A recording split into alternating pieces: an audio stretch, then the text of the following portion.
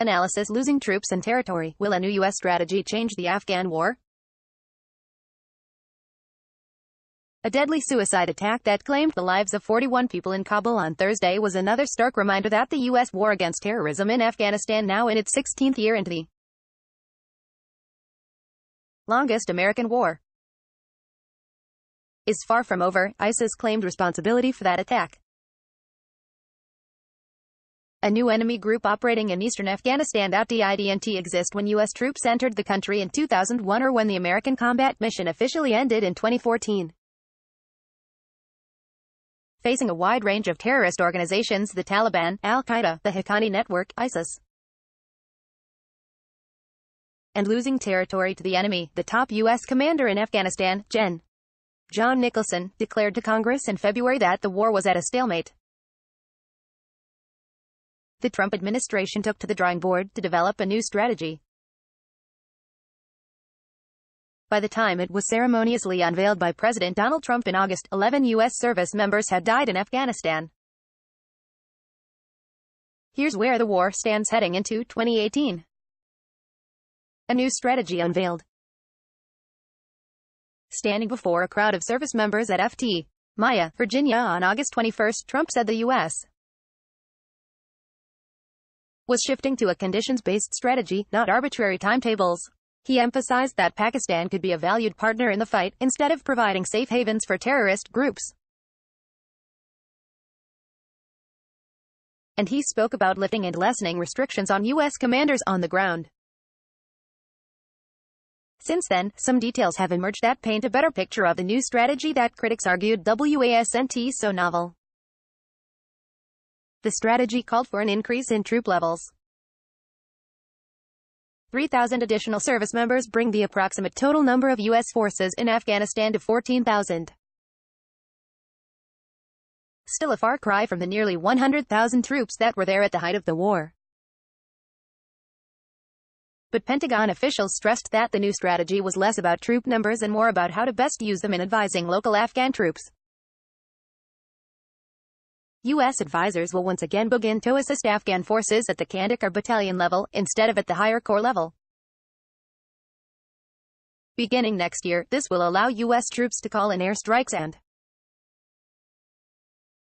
work more closely with their Afghan partners, but also put Americans in greater risk as they inch closer to the front lines. In November, Nicholson announced the first significant use of new U.S. authorities in Afghanistan,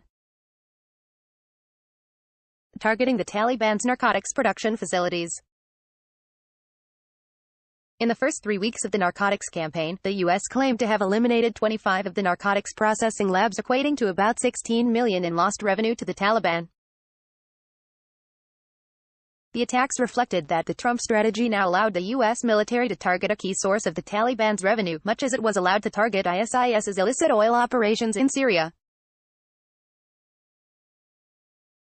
What I can tell you is that the new strategy highlights that this is a new war. Brig.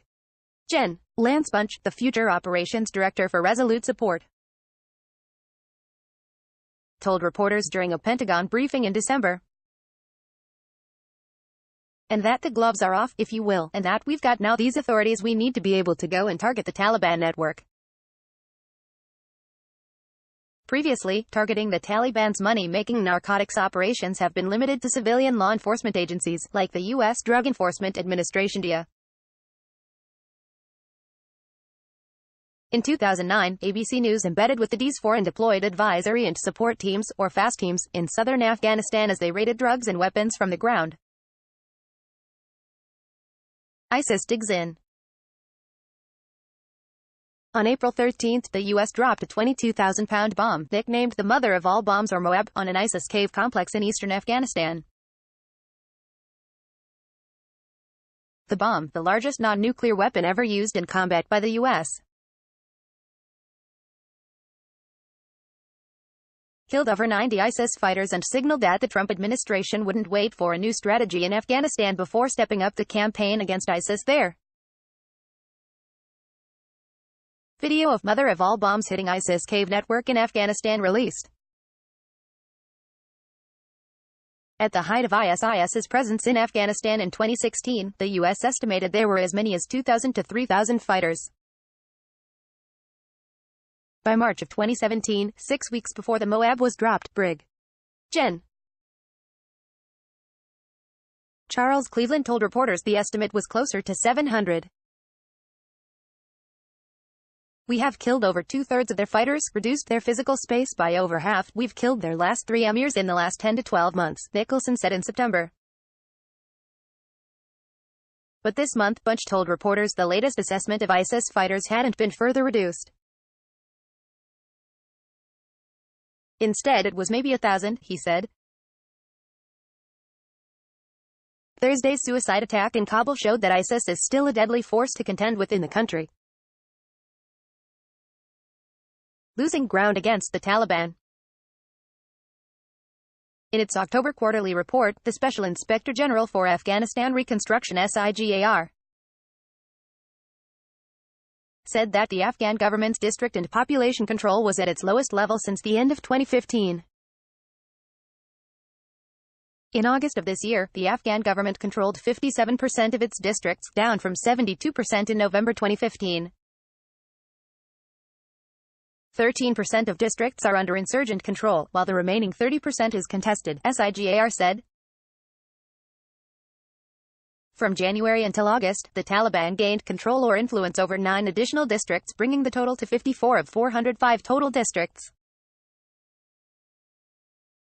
Nicholson has acknowledged that about 1/3 of the Afghan population lives under Taliban control or in areas contested by the Taliban. He hopes the government can control at least 80% of the country, what he calls a critical mass necessary to drive the enemy to irrelevance. While Nicholson said it could take years to achieve that number, he has been hopeful that the new authorities will make a significant difference in the upcoming year. Losing men. As of December 29, the U.S. has lost 15 service members in Afghanistan in 2017, up from 10 last year.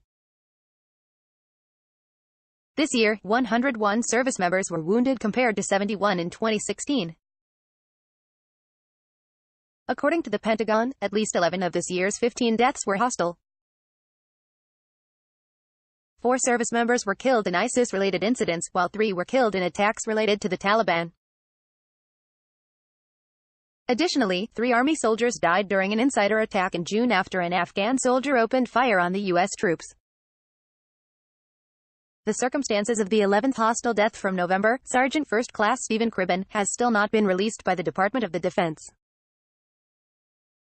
In June, the Pentagon announced it would no longer release immediate information about combat deaths in Afghanistan.